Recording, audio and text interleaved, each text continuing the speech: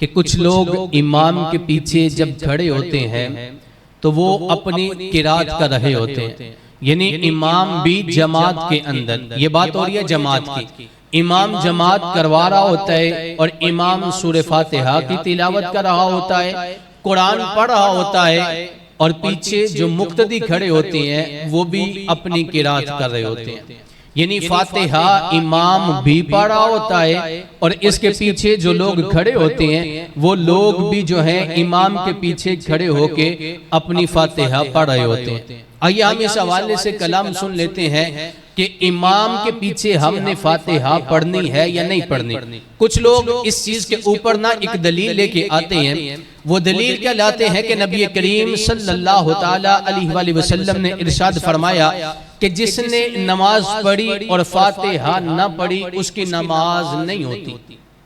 سیدھا جو ہے نبی کریم کی حدیث مبارک ایک پیش کرتے ہیں اور کہتے ہیں کہ سرکار نے فرمایا کہ جس نے نماز پڑھی اور اس میں فاتحہ نہ پڑھی اس کی نماز نہیں ہوئی، گویا کہ اس نے نماز پڑھی ہی نہیں ہے۔ ہم کہتے ہیں صاحب آپ کی یہ بات بالکل حق ہے، بالکل سچ ہے، لیکن یہ بتائیے جب بندہ نماز پڑھا ہوتا ہے امام کے پیچھے تو امام فاتحہ پڑھتا ہے یا نہیں پڑھتا؟ اب آپ بتائیں امام کس لیے بنایا جاتا ہے؟ امام اس لیے بنایا جاتا ہے کہ تم اپنی پڑھ اور میں اپنی پڑھوں، یا پھر امام اس لیے بنایا جاتا ہے کہ تیری نماز جو تو پڑھ رہا ہے اس کے پیچھے تیرے تابع میں بھی اپنی نماز کو ادا کر رہا ہوں، تو جیسے کرے گا میں بھی ویسے ہی کروں گا۔ اور اس کے اوپر ہم احباب کے سامنے ابتدا میں قرآن مجید فرقان حمید کی ایک آیہ کریمہ رکھ دیتا ہوں، کیونکہ احناف کا نہیں بلکہ تمام معتبر علماء کرام کا اس کے اوپر جو ہے فرمان یہی ہے کہ جب امام قرات کر رہا ہوگا مقتدی خاموشی سے کھڑے ہو کے امام کی قرات سنے گا، پیچھے اپنی قرات نہیں کرے گا، تسبیحات پڑھے تکبیرات پڑھے گا، لیکن فاتحہ اور جو اس کے ساتھ سورت ملانی ہے یہ امام کے پیچھے مقتدی نہیں پڑھے گا۔ خالق کائنات نے قرآن مجید فرقان حمید کے اندر ارشاد فرمایا وَإِذَا قُرِئَ الْقُرْآنُ، جب قرآن پڑھا جائے، توجہ رکھیے گا، اللہ فرماتا جب قرآن پڑھا جائے فَاسْتَمِعُوا لَهُ وَانصِتُوا لَعَلَّكُمْ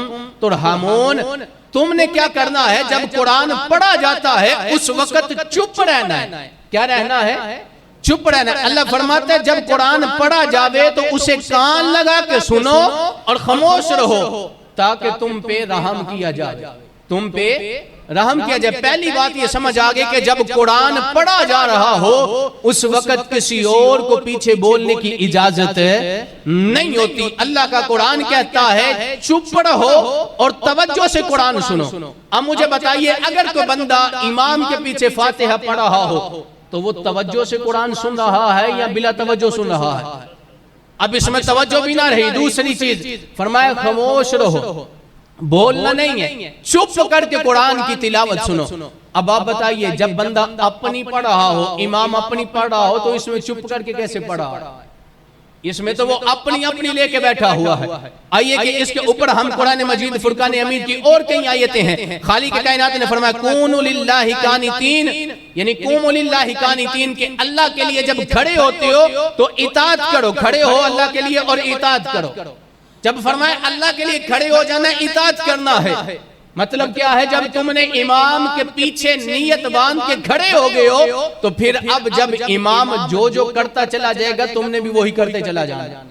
اب کچھ لوگ کہتے ہیں جی یہ قرآن مجید فرقان حمید کی آیہ کریمہ یہ تو کفار کے حق میں اتری ہے، یہ تو کفار کے لیے حکم تھا۔ آپ ہمیں وہ چیز بتائیے جس کی اندر یہ ہو کہ امام کے پیچھے آپ نے فاتحہ نہیں پڑھنی، تو ہم کہتے ہیں ہم آپ کا یہ بھی چاہ پورا کر دیتے ہیں۔ اگر آپ کو ضرورت ہے اور آپ کہتے ہیں جی ہمیں کوئی ایسی بات بتائیے کہ جس میں امام کے پیچھے پڑھنے کا حکم نہ ہو، تو ہم کہتے ہیں اٹھائیے مسلم شریف اور باب سجود تلاوت کو کھولیے، یعنی سجدہ تلاوت کے حوالے سے جو امام مسلم نے اپنی کتاب صحیح مسلم کے اندر باب باندھا ہے۔ امام فرماتے ہیں سنیے گا، حضرت زید بن ثابت صحابی سے امام کے ساتھ قرات کرنے کے متعلق پوچھا گیا تو فرماتے ہیں امام کے ساتھ بالکل قرات جائز نہیں ہے۔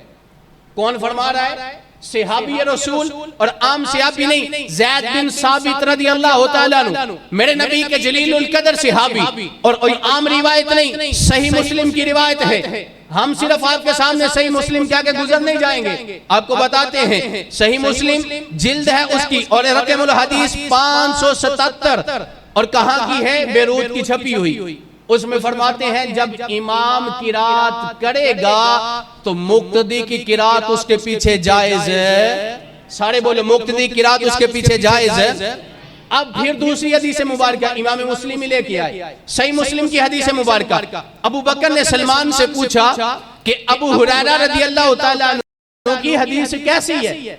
یعنی ابو ہریرہ جو امام کے پیچھے قرات نہ کرنے کے قائل ہے، وہ کہتے ہیں قرات نہیں کرنی، اے سلمان تو مجھے بتا، پوچھنے والا ابو بکر اور بتانے والے سلمان، کہا ابو بکر نے سلمان سے کہ آپ بتائیے ابو ہریرہ کی روایت کے بارے میں آپ کیا کہتے ہیں جو وہ امام کے پیچھے قرات کے قائل نہیں، تو وہ کیا کہتے ہیں؟ آپ نے فرمایا بالکل صحیح ہے، یعنی یہ حدیث کہ جب امام قرات کرے تو تم نے بالکل چپ رہنا ہے۔ کیا کرنا ہے؟ بالکل کیا کرنا ہے؟ آج جن کو حدیث کا بخار چڑھ جاتا ہے، حدیث نہیں آتی صاحبو، حدیث کا جن کو بخار چڑھ جاتا ہے، ایک روایت پڑھتے ہیں، پڑھتے کس سے؟ گوگل سے۔ بھئی گوگل حدیث نہیں ہے، گوگل حدیث کا مجموعہ نہیں ہے، سیاستہ حدیث مبارکہ ہے، اس کے علاوہ ہزاروں کتابیں حدیث مبارکہ کی، ان کے اندر حدیث مبارکہ اٹھا کے دیکھیے۔ اب ہم آپ کے سامنے تیسری حدیث رکھ دیتے ہیں اسی معاملے کے اوپر، ایک نہیں ہمارے پاس اس کے اندر کئی ایک حدیث مبارکہ ہے، لیکن آئیے ہم سیاستہ میں رہتے ہیں۔ امام ترمذی فرماتے ہیں حضرت جابر رضی اللہ تعالیٰ عنہ سے پوچھا گیا، اب کون ہے صحابی رسول حضرت جابر؟ سارے بولیے کون ہے صحابی رسول حضرت جابر سے روایت ہے، فرماتے ہیں جو کوئی نماز پڑھے اس میں سورہ فاتحہ نہ پڑھے اس نے نماز ہی نہ پڑھی مگر یہ کہ امام کے پیچھے چپ رہ کے کھڑا ہو۔ امام کے پیچھے صاحبوں پہلی روایت صحیح مسلم کی، دوسری بھی صحیح مسلم کی، تیسری روایت ہم جو آپ کے سامنے لے کے آئے ہیں وہ ہے جناب ترمذی کی۔ اب چوتھی روایت سنیے، یہ ہے امام نسائی، لے کے کس سے آئے ہیں؟ جس نے سب سے زیادہ حدیثیں روایت کی ہیں، جناب حضرت ابو ہریرہ رضی اللہ تعالیٰ عنہ، میرے اور تیرے نبی کے چہیتے صحابی جن کو نبی کریم نے کئی اور مقامات میں کئی اور وظائف بھی دیے، لیکن فرماتے ہیں حضور نے فرمایا کہ امام اس لیے مقرر کیا گیا ہے، توجہ رکھیے گا، میرے سرکار نے فرمایا امام اس لیے مقرر کیا گیا ہے کہ اس کی پیروی کی جائے، جب وہ تکبیر کہے تم تکبیر کرو اور جب وہ قرات کرے گا تم خاموش رہو گے۔ تم کیا کرو گے؟ خاموش۔ اب ہمیں بتائیے دو حدیث مبارکہ سامنے آ گئی، ایک ہے سرکار فرما رہے ہیں جس نے سورہ فاتحہ نہ پڑھی اس کی نماز نہیں ہوئی، دوسری ہے جب امام قرات کرے تم نے فاتحہ نہیں پڑھنی۔ پتہ چلا سرکار فرماتے ہیں جب بھی تنہا نماز پڑھی جائے گی تو ہر بندہ اپنی اپنی فاتحہ پڑھ کے نماز پڑھے گا، لیکن جب امام کے پیچھے نماز پڑھے گا، امام جب قرات کر لے گا تو فرمایا جب امام قرات کر لیتا ہے تمہاری بھی قرات ہو جاتی ہے۔ یہاں پہ کسی کے ذہن میں سوال نہ آ جائے بھئی آپ نے کیا دیا امام کی قرات تمہیں کافی ہے، اس کے اوپر آپ کے پاس کیا حدیث مبارکہ ہے؟ نبی کریم صلی اللہ علیہ وسلم نے ارشاد فرمایا، طحاوی شریف کے اندر حضرت جابر رضی اللہ تعالیٰ روایت کرتے ہیں، سرکار فرماتے ہیں جس کا کوئی امام ہو تو امام کی قرات ہی اس کی قرات ہوتی ہے، امام کی قرات ہی اس کی۔ اب صاحبو بتائیے امام کے پیچھے نبی کی بات مان کے چپ رہنا ہے یا آج کے غیر مقلد کی بات مان کے قرات کرتے رہنا ہے؟ اللہ کا قرآن کہتا ہے چپ رہنا ہے، بولنا نہیں ہے، توجہ سے قرآن کو سننا ہے۔ میرا نبی فرماتا ہے جب امام قرات کرے تمہاری قرات ہو جاتی ہے۔ صحابی رسول کہتے ہیں جب امام کے پیچھے کھڑے ہونا ہے تم نے بولنا نہیں ہے، فاتحہ نہیں پڑھنی، چپ کر کے سننی ہے۔ اب بتاؤ ہم اس کی مانیں گے یا پھر امام الانبیاء کی بات کو مانیں گے؟ اسی طرح ایک بندے کو تھوڑا سا بخار چڑھا، وہ امام اعظم ابو حنیفہ کے پاس چلا گیا، کئی ایک لوگ اکٹھے ہو کے آگے امام کے پاس، کئیوں نے اس کے اوپر اور کئیوں کی بھی بات لکھی ہے، لیکن جب اکٹھے ہو کے آگے کہنے لگے جناب آپ کہتے ہیں کہ امام کے پیچھے قرات نہیں کرنی، میرے نبی کا فرمان ہے جس نے فاتحہ نہ پڑھی اس کی نماز نہ ہوئی، آپ ہمیں بتائیے کہ آپ کے پاس اس کے اوپر کیا دلیل ہے؟ امام اعظم نے فرمایا تم اتنے سارے اکٹھے ہو کے آگے ہو، تم اپنے سب میں سے نہ کوئی ایک بندہ اکٹھا کرو جو مجھ سے بات کرے، ساروں سے تو میں بات نہیں کر سکتا نا، تم اپنوں میں سے کوئی ایک چن لو. جب اپنوں میں سے کوئی ایک چن لو گے تو مطلب یہ ہوا کہ جو اس کی بات ہوگی وہ تمہاری بات ہوگی. اگر وہ ہار گیا تو تم ہار گئے, اگر وہ جیت گیا تو تم جیت گئے. وہ کہنے لگے ٹھیک ہے ہم ایک بندے کو چن لیتے ہیں. انہوں نے فرمایا ایک کو چن لیا, جی چن لیا. فرمایا اس کی بات تمہاری بات ہوگی؟ کہنے لگے بالکل اس کی بات ہماری بات ہوگی. امام اعظم نے فرمایا میں بھی تو یہی کہتا ہوں, جو قرات امام کرتا چلا جائے گا تمہاری بھی قرات ہوتی چلی جائے گی. صاحب سمجھنے کی بات ہے نا, ان کے پاس عقل بھی نہیں ہے. ہمارے اساتذہ میں کہتے تھے کہ وہابی اور اس کے علاوہ جو قوم ہے یہ ایسی قوم ہے جن کی عقلوں پہ پردہ پڑ چکا ہے, جن کو عقل نہیں ہے, غیر مقلد ہو, یا پھر آج کل کے جن کو حدیث کا تازہ بخار چڑھا ہوتا ہے. جس نے کسی استاد کے سامنے بیٹھ کے حدیث نہیں پڑھی, صرف سامنے 6 کتابیں رکھنے سے حدیث نہیں آ جاتی. صاحبوں میں آپ کو مثال دیتا ہوں, آپ تفسیر کی کتاب اٹھاؤ, گدے کے اوپر ساری کی ساری کتابیں لاد دو, اس کے آگے پیچھے بھی ڈھیر لگا دو. اب بتاؤ گدھا عالم ہو جائے گا؟ کوئی بتائے کہ گدھا عالم ہو جائے گا؟ اب کوئی بندہ آ جاتا ہے, وہ گوگل سے آپ کو کسی بھی حدیث کا جواب نکال کے دے دیتا ہے, وہ عالم ہوگا؟ اس کو کیا پتا امام مسلم کون ہے, امام بخاری کون ہے, امام بخاری نے کیا فرمایا؟ ایک اور میں چیز کا آپ کو جواب دیتا چلا جاؤں, پھر اپنے دوسرے موضوع کی طرف بڑھتے ہیں. آج لوگ بلا کیا کہتے ہیں, وہ جی امام اعظم جو روایت لے کے آئے ہیں نا وہ حدیث ضعیف ہے. وہ حدیث کیا ہے؟ میں ان کے ضعیف کا جو ہے نا وہ بھی کیڑا مارتا چلا جاؤں. حدیث ضعیف کب ہوئی؟ وہ جی امام بخاری نے اس کو بخاری میں نہیں لکھا, دوسرے مقل لکھا. اگر صحیح ہوتی تو امام بخاری لکھتے. میں ان سے محبت سے پوچھتا ہوں, آپ یہ بتاؤ کہ امام بخاری پہلے زمانے کے ہیں یا امام اعظم پہلے زمانے کے ہیں؟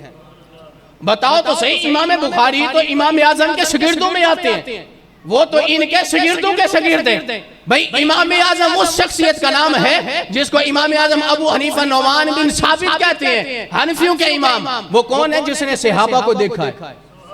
کس کو دیکھا ہے؟ سارے بولو کس کو دیکھا ہے؟ صحابہ کو دیکھا ہے. اب بتاؤ ہم صحابہ کو دیکھنے والے کی بات کو پہلے رکھیں گے یا ان کے 200 سال بعد میں پیدا ہونے والے کی بات کو پہلے رکھیں گے؟ اس نے صحابی سے حدیث لی ہے, امام اعظم نے صحابی سے حدیثیں لی ہیں, تابعین سے حدیثیں لی ہیں. نبی کریم نے فرمایا سب سے بہتر زمانہ میرا زمانہ ہے. کون سا زمانہ ہے؟ فرمایا اس کے بعد سب سے بہترین جو زمانہ صحابہ کا ہے. فرمایا پھر تابعین کا بہترین زمانہ ہے. بھائی اسی بہترین زمانے کے اندر امام اعظم پیدا ہوئے ہیں.